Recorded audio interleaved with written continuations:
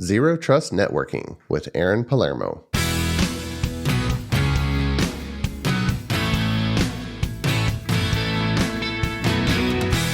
The Azure DevOps Podcast is a show for developers and DevOps professionals shipping software using Microsoft technologies. Each show brings you hard-hitting interviews with industry experts, innovating better methods, and sharing success stories. Listen on to learn how to increase quality, ship quickly, and operate well. And now your host, Jeffrey Palermo.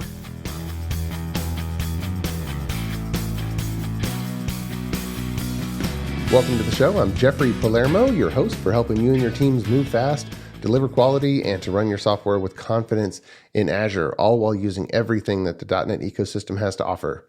The podcast is sponsored by ClearMeasure, a software architecture company that empowers .NET teams to be self-sufficient and able to deliver world-class results.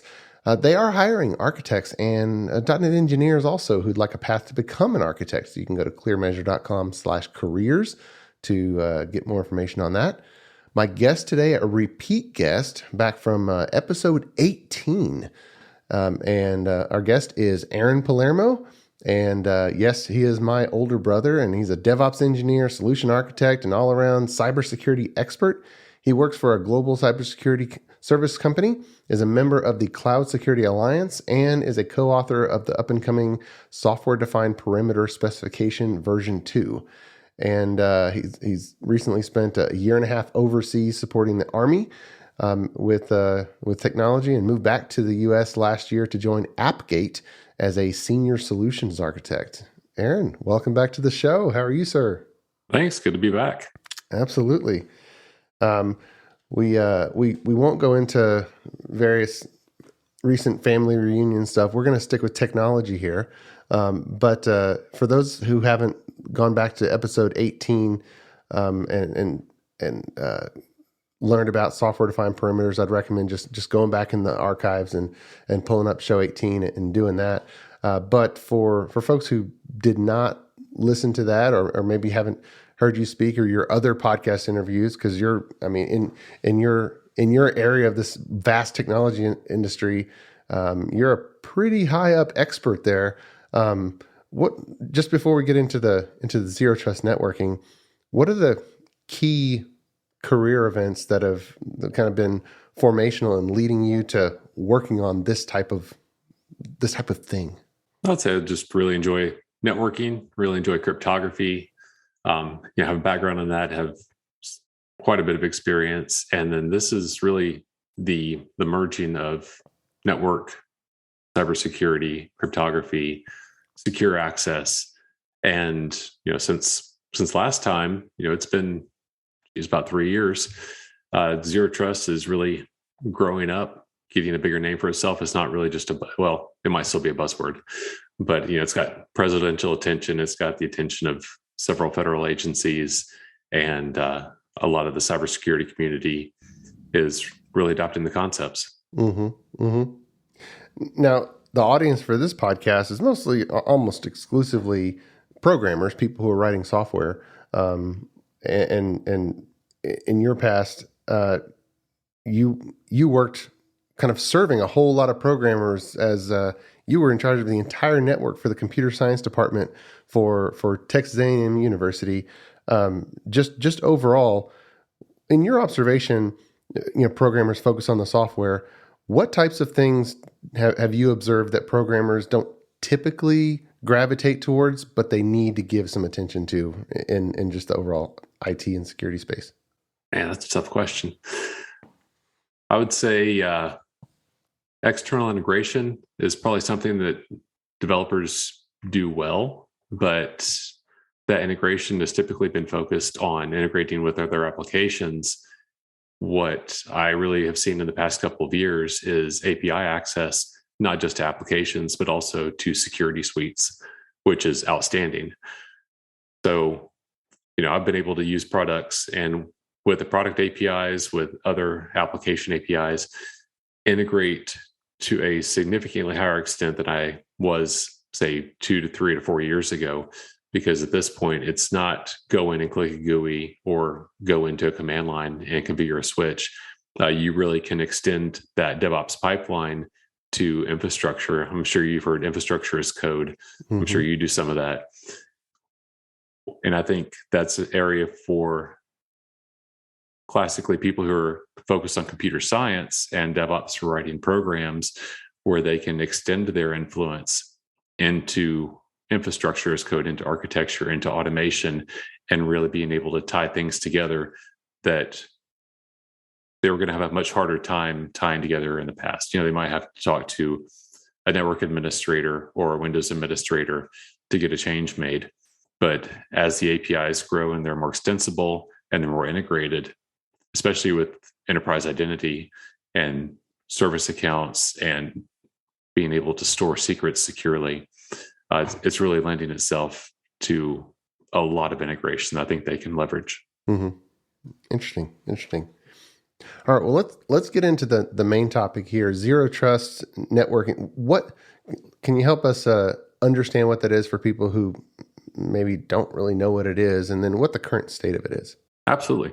So think of the classical VPN. If you connect to a VPN, you can get access to a network. Say it's a /24, or say, when you connect to a VPN, you have access to the entire network. Mm-hmm. There could be firewall rules in place, but typically when you connect to a virtual private network, you're connecting to just that, the network, which means if you have access to 2 applications in that network and there's 100 servers, if you do a network scan, you're probably going to see all 100 of those applications respond to an IP SYN request, which means you can see the open ports, which means if you're a malicious actor or if you have malicious software on your system, either on purpose or by accident, that malicious software can see those open ports. It can scan those open ports. It can do banner grabbing. It can detect what application is running, what version of that application, and possibly exploit something on the network, something that you as a user might not even have login credentials to, but you can see that open port, and that really opens up the attack surface.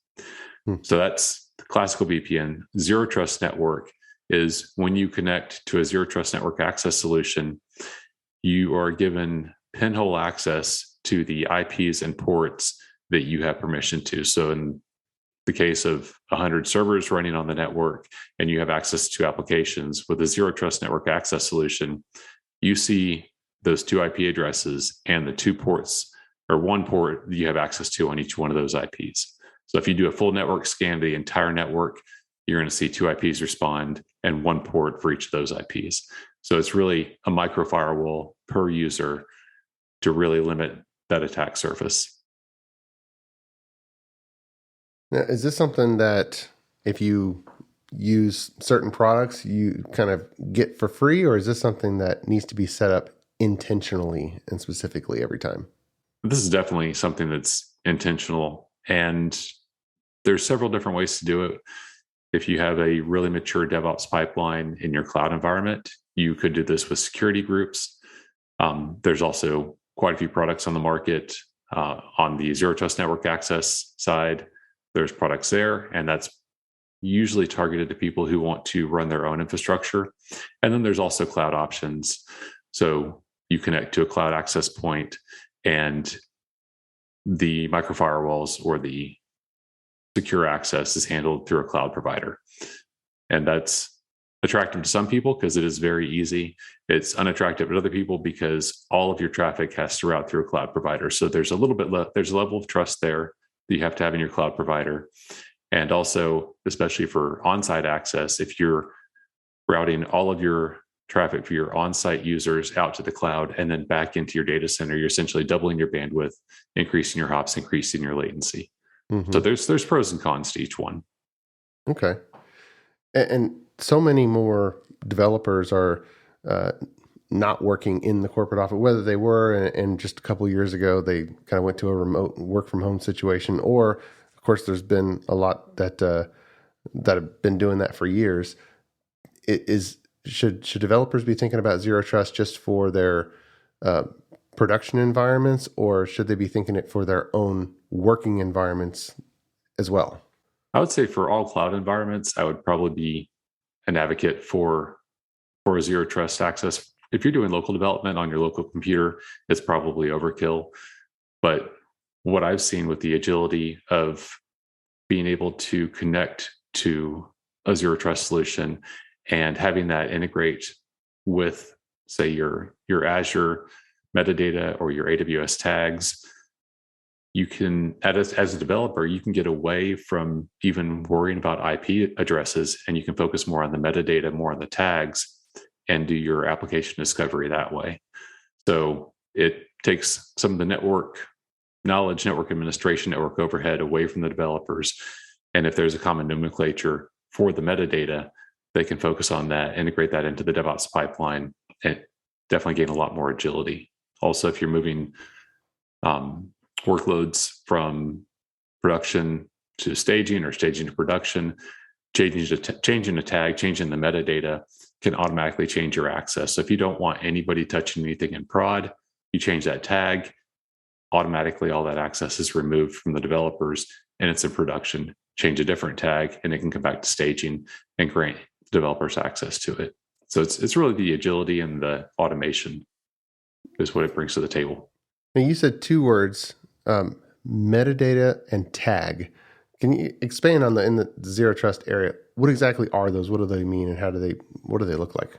So I'm going to use AWS terminology because that's where I spend most of my time. Mm-hmm. So in AWS, you say I spin up an EC2 instance to run a specific workload, and that EC2 instance can have a variety of tags.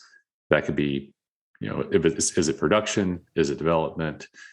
Does it need SSH access? Does it need web access? And being able to read those tags dynamically when a user is needs to access their applications, I can discover all the EC2 instances that are tagged SSH and write an entitlement based on that. So if somebody is coming in with SSH admin access because they need to patch servers manually, I hope nobody's doing that anymore. Mm-hmm. But they can connect to a service, dynamically resolve all of the IP addresses where the SSH tag is there, and immediately have access to all of those. If SSH is removed, say if that workload goes into production, those tags are changed, SSH is removed, production is added. Now nobody can SSH to that box because it's in production. It shouldn't change without a change request, which is going to add that SSH tag back to it. So it's really looking at the API on the AWS side, reading those tags and labels, dynamically resolving those two IP addresses so that you don't have to manage security groups for IPs anymore, because managing security based on IP, as soon as you make a change, it's stagnant. It's already stale. Right.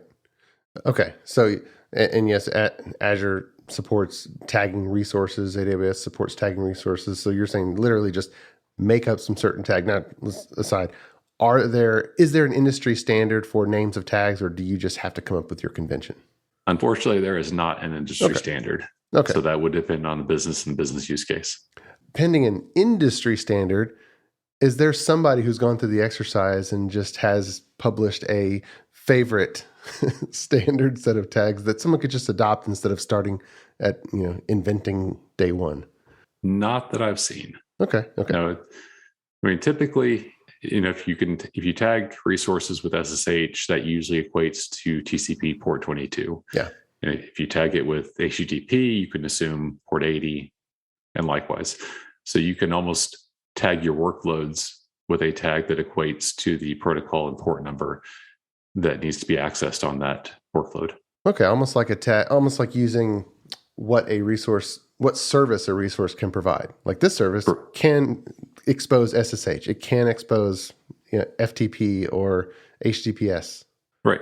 Okay. Yeah, that's almost like using the tags and labels as almost as a service registry. So you're publishing those tags and labels through, say, the AWS API, and there's a different API that's going to go and connect to the AWS API to read those tags and labels. And it's sort of like the poor man's service mesh. Okay.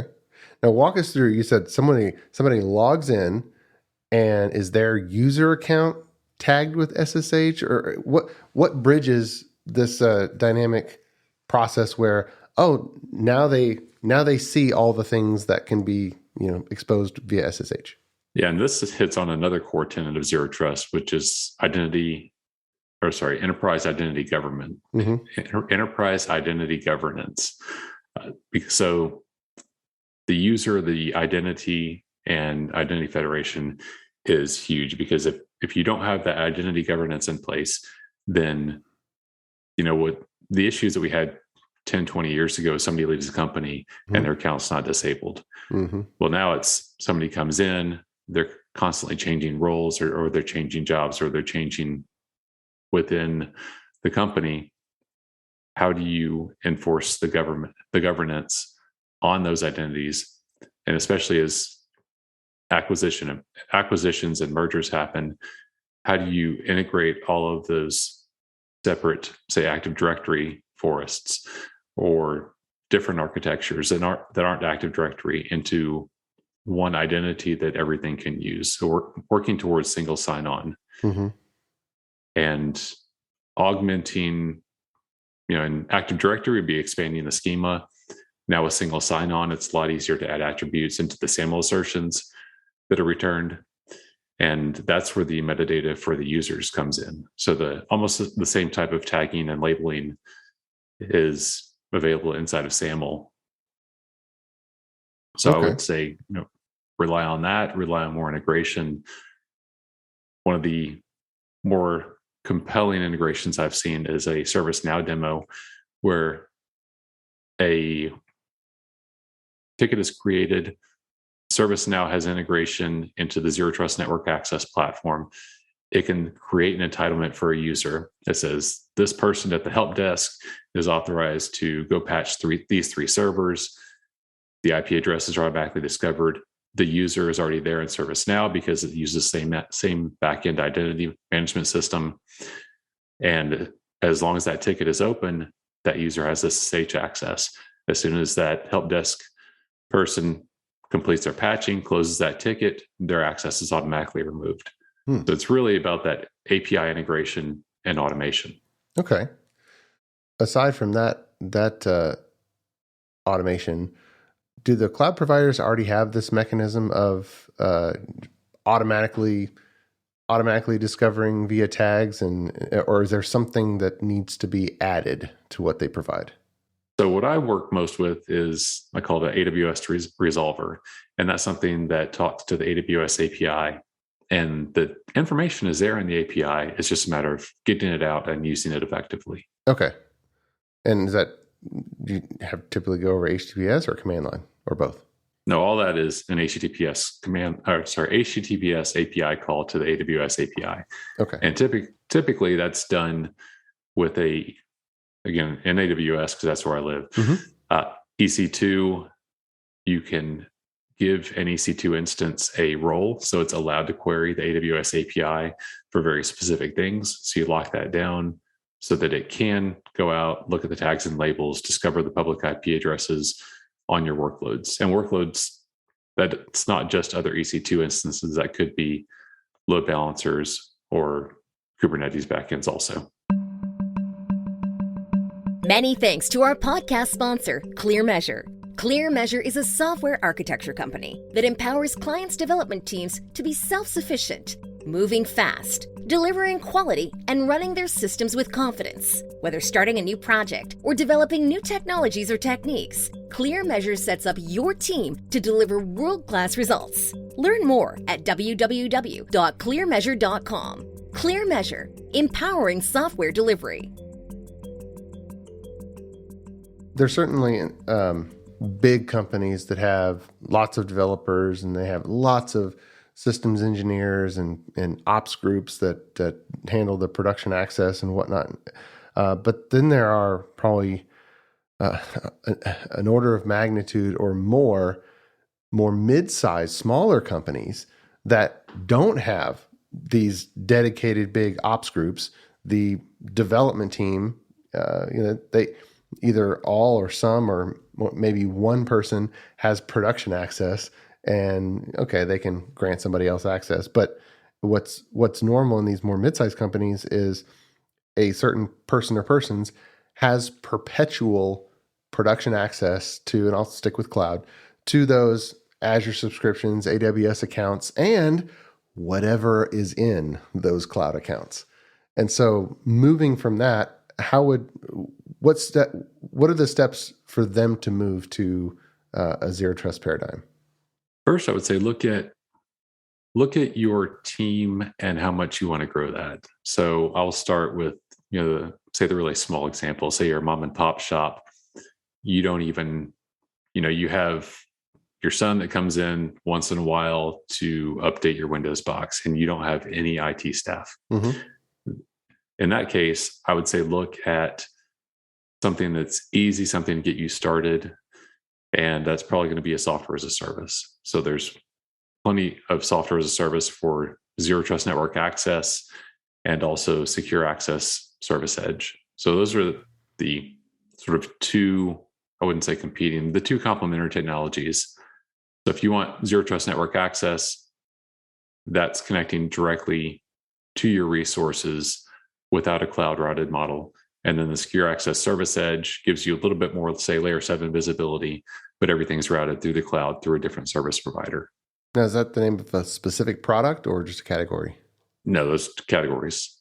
Okay. And I think both Forrester and Gartner now have ratings for zero trust network access and then separately for secure access service edge or SASE.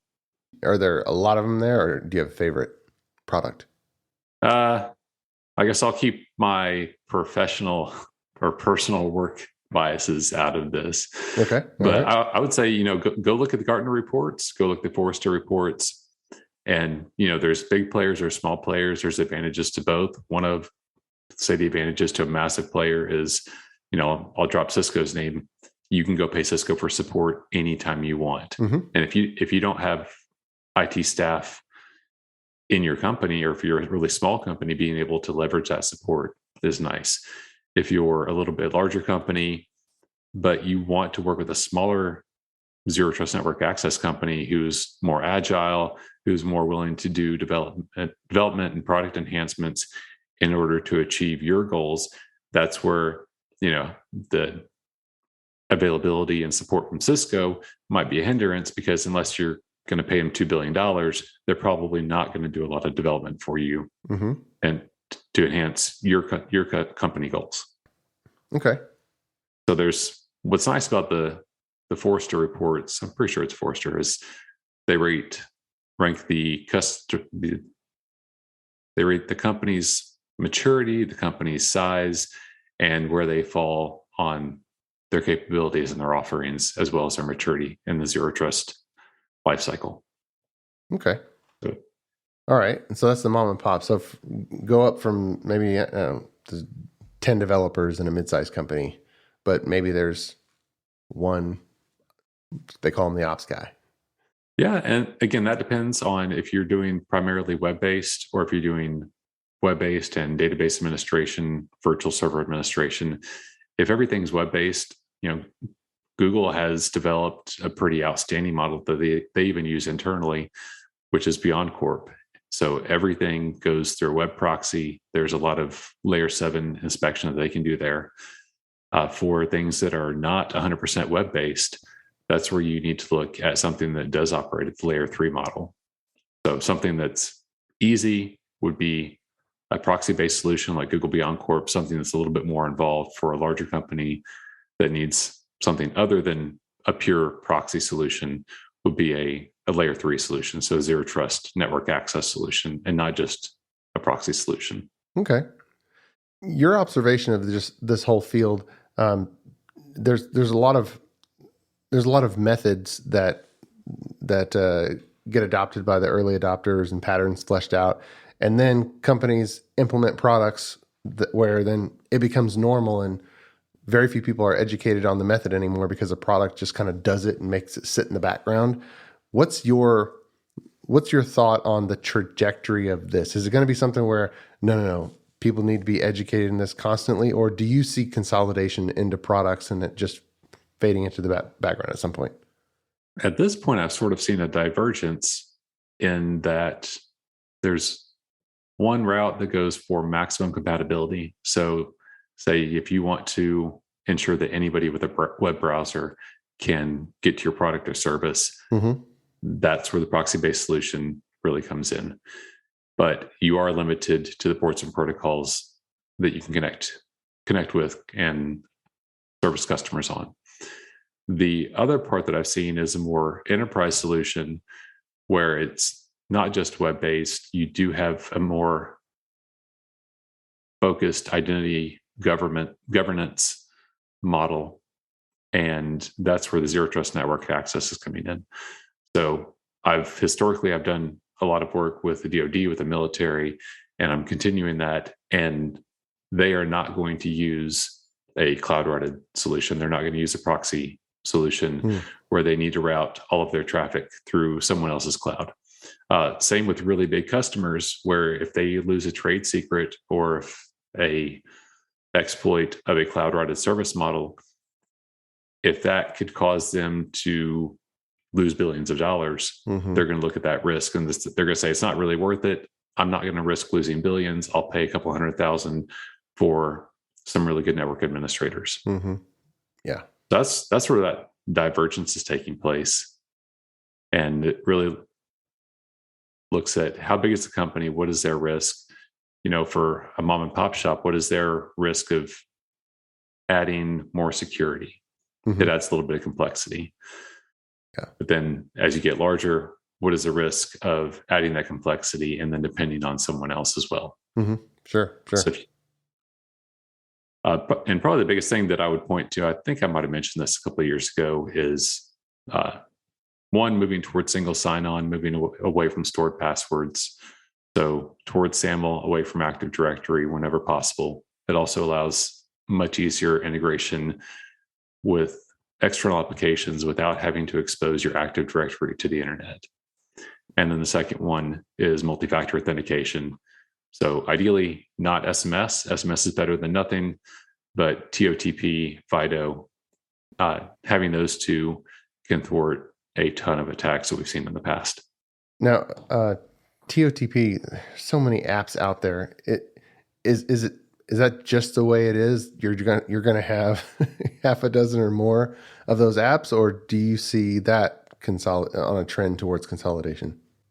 So TOTP is, luckily that's a standard. So you can use Microsoft Authenticator, you can use Google Authenticator, you get your seed once. And there's also web pages and password managers that can manage your TOTP tokens as well.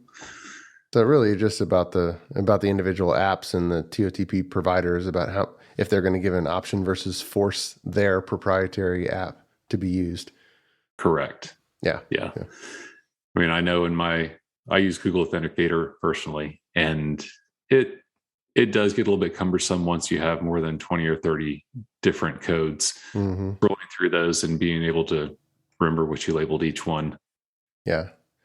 I think last time, the SMS and that little, if I remember correctly, you said on your cell phone, the door that opens the SIM card, you just put a little bit of cellophane tape or something over that door so that if it's been tampered, because that's still the only mechanism right now where people can hijack your SMS, or is there another one cropped up? No, there's more now. Oh, yeah. I forget exactly what it's called, maybe SIM jacking. So there's I don't know what you want to call it. It's called a criminal cyber ring around people who will orchestrate SIM swapping, but virtually.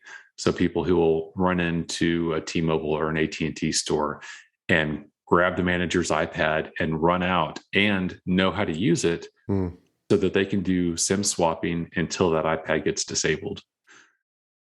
So, 5-ish years ago, that would be call into your providers, or I guess your target's provider's cell phone carrier, do some social engineering, say, hey, we just got married, I need to be added to their account. And then, maybe immediately after that, oh, my husband just dropped his cell phone in the toilet and he got a new one. Can you swap his SIM over? Can you swap his number over? And that's made a ton of news and lost people a ton of money because they used SMS for their multi-factor for, say, their crypto wallets or their crypto exchanges. Mm-hmm. Well, So I if you bet get that's a big target. Absolutely. So if you move towards TOTP or hardware tokens, that's not something where a cell phone carrier can make a mistake and then you're out of money. That's something where, you can make a mistake and you can lose your hardware token and you can completely lose access, but it is absolutely more secure. Yeah, awesome.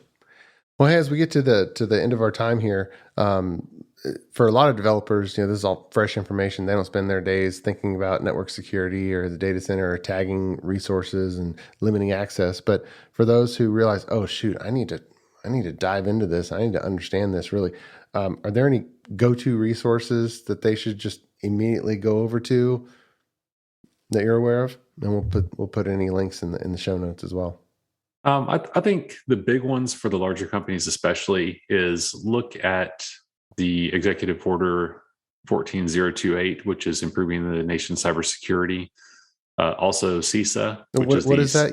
That was a fancy name of a document. Is that a government regulation or what was that? That's a presidential executive order issued last May, so about a year ago. Okay. And it's around improving the nation's cybersecurity, and it does dive into zero trust, MFA, and other things. Okay. CISA, which is a fairly new government agency, it's the Cybersecurity and Infrastructure Security Agency, established in 2003. They've got a lot of good documentation. And NIST, the National Institute of Standards and Technology, they are also focused on zero trust with a NCCOE, National Cybersecurity Center of Excellence project around that. And that's something that I'm a part of. And that's going to extend the SP 800-207 that they published a couple of years ago. Okay. So those are government entities, they don't have commercial interest. I'm not trying to point anybody necessarily towards a specific product, but look at what has matured to the point where the government is ready to embrace it. And that's going to be something where you're not going to be on the bleeding edge. There will be support. There will be architectures available. Yeah. I guess we know that government's not really early adopters in the bleeding edge stuff. Correct. Well, awesome. I am very confident that you just stretched quite a few of our listeners' brains into the space. I appreciate it. I appreciate you coming on the show and sharing with us about zero trust networking. Thanks so much. Absolutely. Great to be here again. Thank you. Oh, my pleasure. My pleasure. And until next time, keep shipping. You've been listening to the Azure DevOps Podcast, a show for developers and DevOps professionals shipping software using Microsoft technologies. Go to www.azuredevops.show for show notes and other episodes. On behalf of your host, Jeffrey Palermo, and our sponsors, thanks for listening, and may God bless you.